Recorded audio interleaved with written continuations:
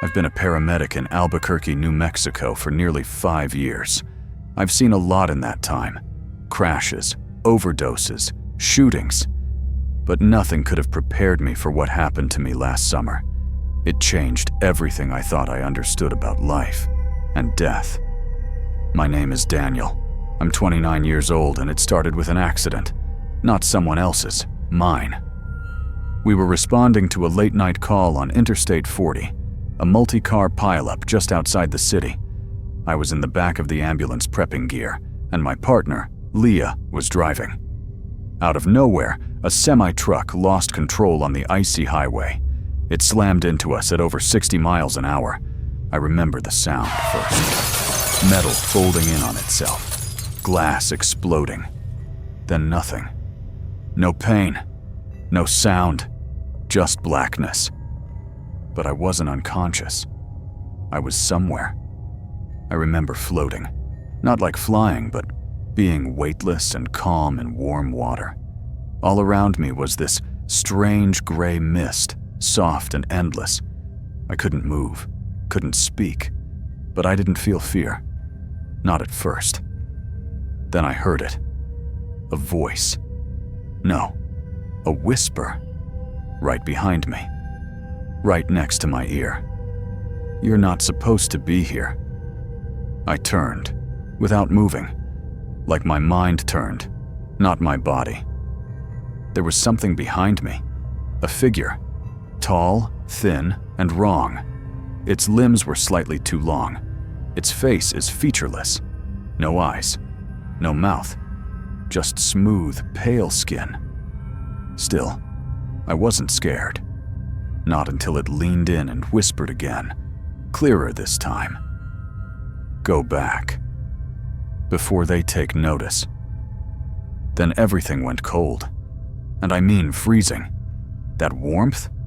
Gone in an instant. The mist began to swirl violently, like smoke in reverse, and I saw more of them. Dozens. Standing still. Facing me.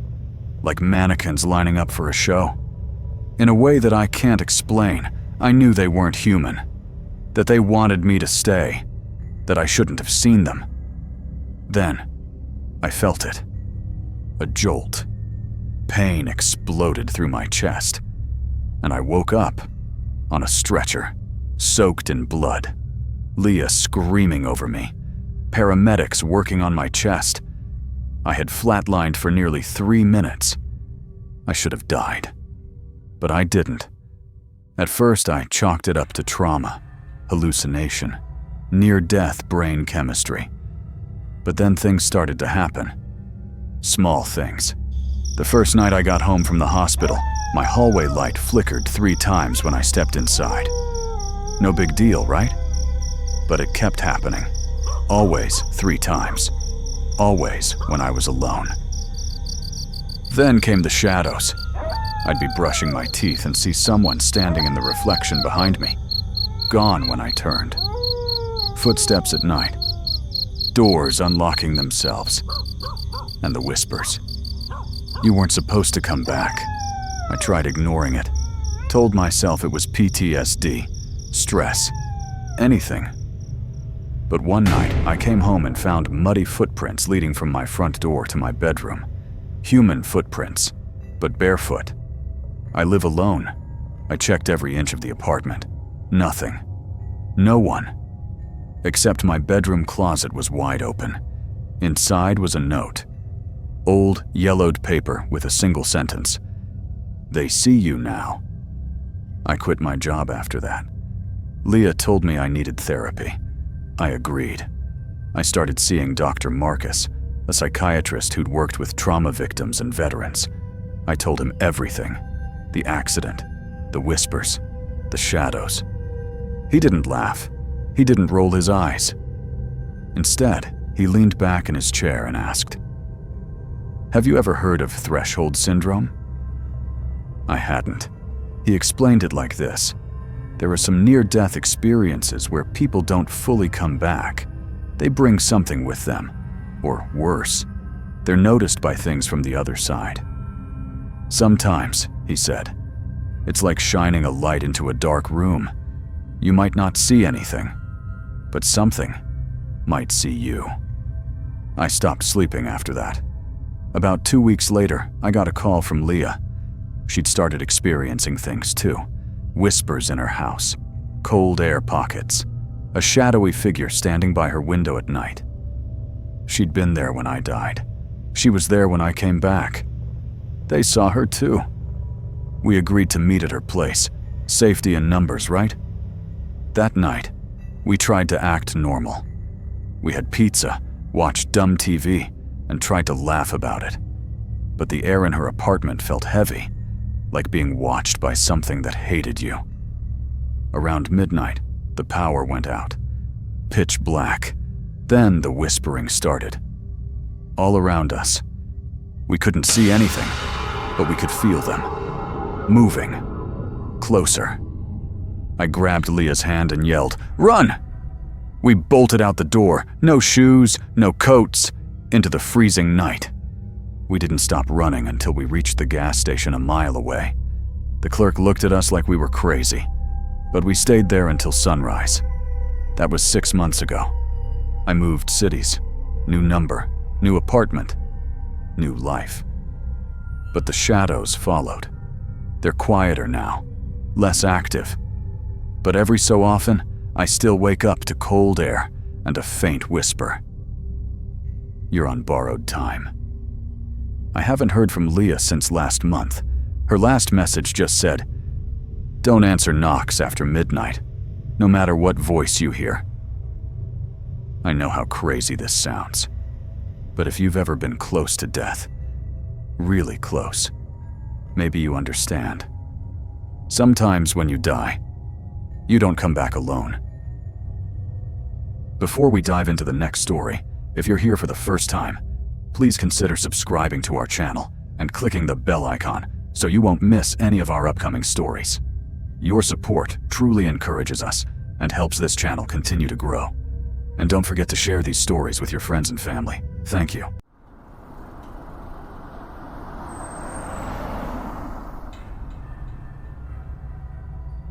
My name's Jordan Wells.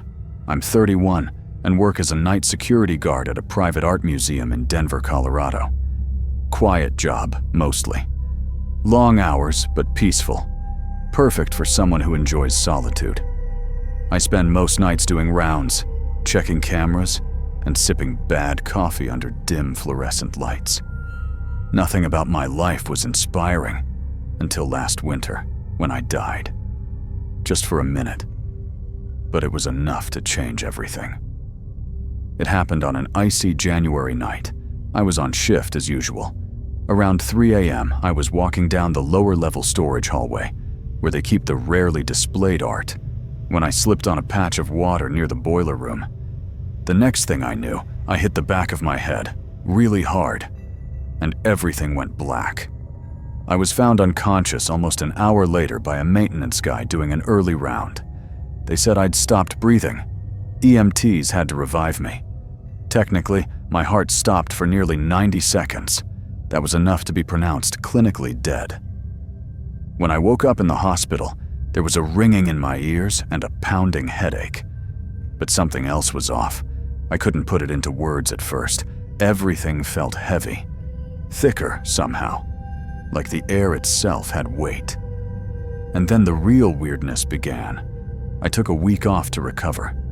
And after I came back to work, things started happening. At first it was subtle. Shadows moving where they shouldn't. A feeling of being watched. Lights flickering more often than usual. One night, I saw something on the cameras. In the east corridor, where no one ever goes after midnight, I saw a figure walk by, just outside the frame. I rewound the footage. Nothing. It was never recorded. But I know what I saw. Then, it got worse. 3 nights later, I was sitting at the security desk when the monitor on Cam 7 glitched. The screen went staticky for a few seconds, then cleared. A man was standing in front of a painting, not moving, just staring. The thing is, that wing was locked, had been all night. I radioed maintenance, thinking maybe someone had snuck in. No one answered. I decided to check it out myself. As I walked through the halls, I felt something building, like pressure in my chest. The air was cold, not just chilly, freezing. My breath fogged up. When I reached the east corridor, the lights overhead were dimmer than usual, flickering faintly. I reached the painting. It was a piece called The Weeping Saint, an old religious oil painting with dark, stormy tones. The figure was gone. No man, no sound, just the painting staring back at me. But there were footprints on the marble floor, bare, human, leading away from the frame and vanishing into nothing. Over the next few nights, the voices started, faint at first, like whispers just beyond hearing. Sometimes they call my name. Sometimes just laugh. One night, while I was in the break room making coffee, I heard footsteps run past the door. Quick, barefoot. I ran out, thinking it was a prank. But the hallway was empty. Except there were wet footprints again. Bare, leading toward the stairwell. I followed them down to the basement. Storage rooms filled with sculptures and unused crates. A crate had been dragged out, opened at the far end of the hall. The statue inside, a Greek marble figure, was missing its head. And there, in the dark, I saw him again. That exact figure from the camera, standing in the corner, watching. Only this time I could see his face, or instead, I couldn't. It was blurred, like a motion blur in real life. My eyes couldn't focus on him. He didn't move, just stared. I ran. I don't remember how I got back upstairs. That night, I dreamt of the moment I died. But this time, I was outside my body, watching myself lying there, still and broken, on the floor of the museum hallway. And behind me, behind both versions of me, was that same faceless man. He leaned down, whispered something I couldn't hear, then looked up, right at me. Not the body. Me. I woke up screaming. The next day, I went to visit an old friend of mine, Gabby, a hospice nurse who'd seen her fair share of death. I told her everything. She looked at me like she didn't want to believe me. Then she said something that sent chills down my spine. Sometimes, when people come back, they don't come back alone. She told me stories of patients who'd flatlined and were revived, only to experience the unexplainable afterward. Shadows, figures, whispers. They don't always stay on the other side, she said. Some follow you back. After that, things got worse fast. Lights would go out randomly in specific parts of the museum. Objects would be moved, paintings were tilted, and sculptures were turned the wrong way. Then, one night, I saw myself on the monitor. On cam 4, I stood in the hallway near the front gallery. Only, I was still sitting at the desk. I checked all the other monitors, but the hallway was empty on the rest. Cam 4 glitched again. When it came back, the figure was gone. It was a Thursday. Snow was falling outside. The building felt unusually silent. Around 2:30 a.m., I began my rounds. As I passed the main lobby, I heard footsteps behind me. I turned. No one. I kept walking into the sculpture wing. That's when the power went out. Total darkness. Only the emergency exit signs glowed dimly red. I pulled out my flashlight and swung it around. Something moved. Quick. To my left. I spun, heart racing. Nothing. Then the light flickered on again, and I wasn't alone. The man was back, standing between two sculptures. His head was tilted slightly. And this time, he spoke. You shouldn't have come back.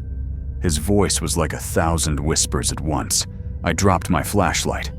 When it hit the ground, it flickered and died. total blackness again. I ran, tripped, crawled. I don't remember how I made it out, but I never returned to the museum after that night. I quit my job, moved out of Denver. I tried to live a normal life again, but something stayed with me. Some nights, I hear footsteps in my hallway. Sometimes, the power in my apartment flickers, only when I walk past mirrors. And once, I woke up to find wet footprints leading from my bedroom window to the foot of my bed. I checked the locks. They were still shut. I don't know what I brought back with me when I died that night. I don't know what it wants. But I know it remembers me. And I know it's still watching. So if you ever die and come back, pray that you come back alone.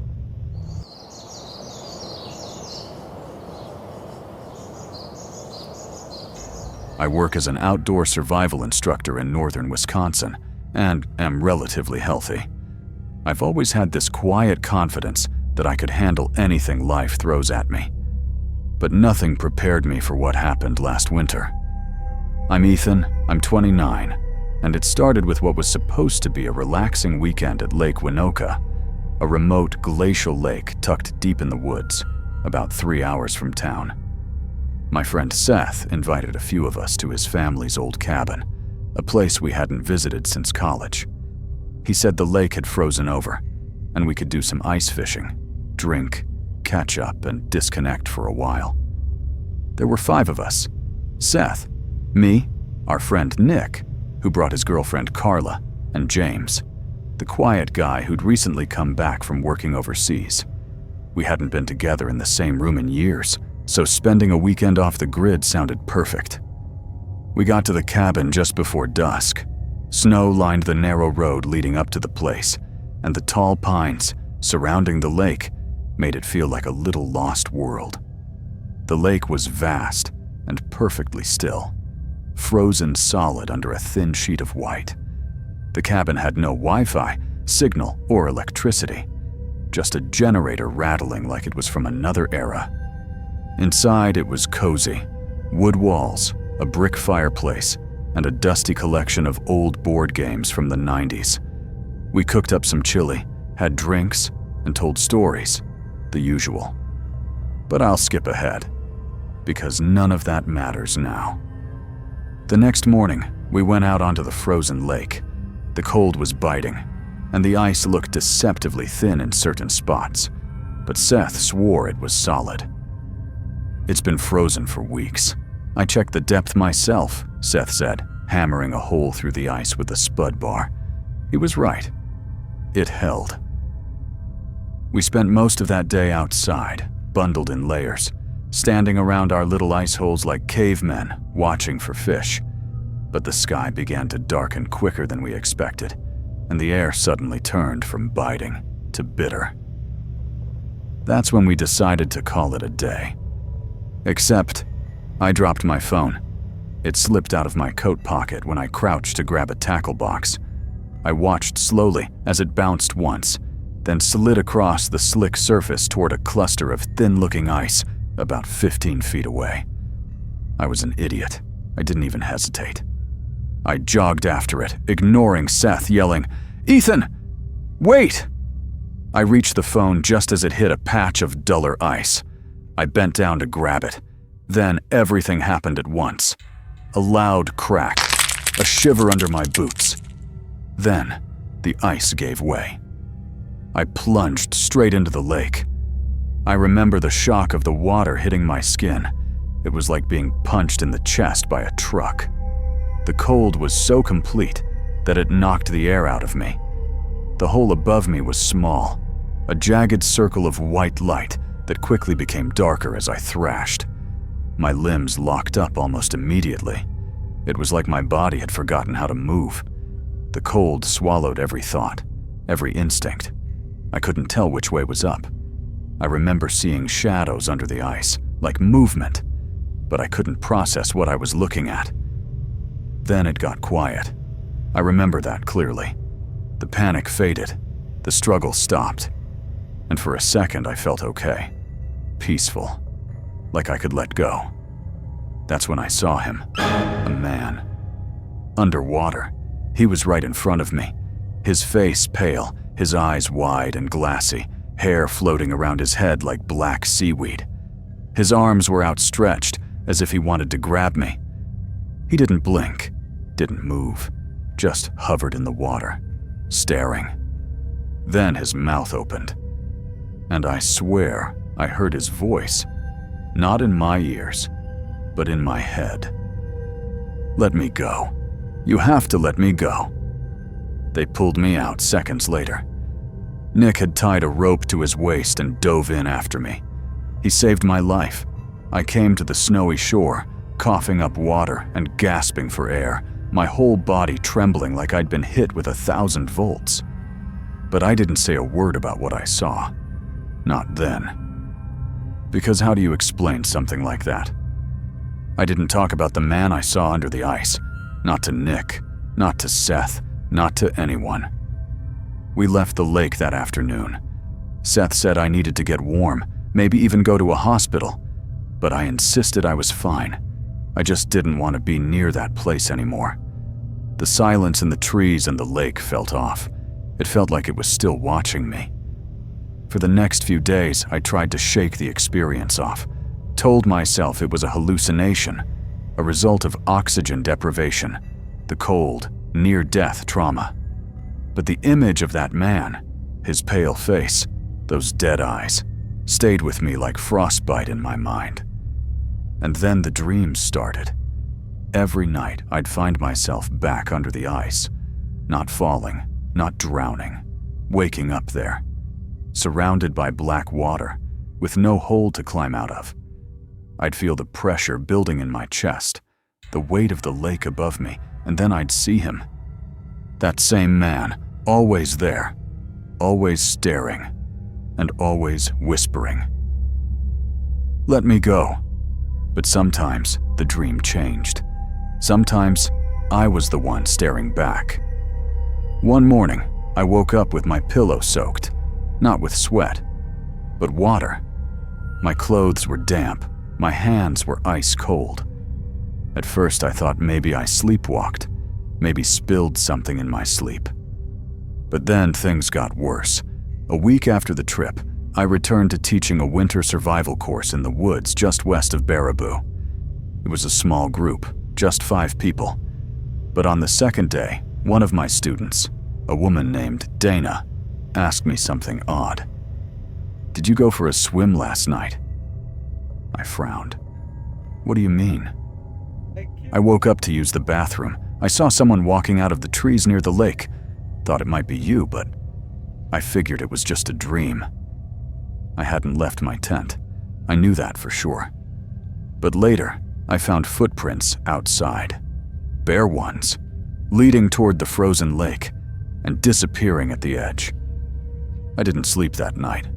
Back in town, I did some digging. I asked Seth again about the cabin, its history, the lake. At first, he brushed it off. "It's just a lake, dude." But after I pressed him, he admitted something strange. "Okay, there was this guy back in the 80s, local fisherman. He went missing out there one winter. They found his gear, even his gloves, but not his body. The ice was too thick. Locals say he never left the lake." I didn't say anything. I didn't need to. I knew who I saw. But what kept gnawing at me? Why me? Why did he speak to me? Why was I still seeing him? That night, I made a mistake. I decided to try something, anything, to stop the dreams. I went back to the lake. It was a full moon. The sky was clear, and the snow glowed under the stars. I stood at the edge of the frozen lake, staring at the spot where I'd fallen through. And I spoke out loud. "I don't know who you are. I don't know why you're stuck here. But I saw you. I heard you. And I need you to let me go now." The wind picked up, brushing the trees with a low whistle. Nothing happened at first. But then, the ice cracked. Just once. Not enough to break, but enough to echo across the lake like a warning. And then came the voice again. Not in my ears, but in my mind. You came back. I turned and ran. The dream stopped after that. I haven't gone near the water since. I haven't led another winter course. I moved out of my apartment and got rid of anything that reminded me of that place. But sometimes, just before I fall asleep, I still hear it. A faint voice, beneath everything. Not begging this time, inviting. And sometimes, when I pass a mirror, just for a second, I swear I don't recognize the reflection. The face is mine, but the eyes, they're still underwater. They said I was lucky to survive. But some nights, when everything's quiet, I wonder if the real me drowned that day. And what came out of the lake is just wearing my skin.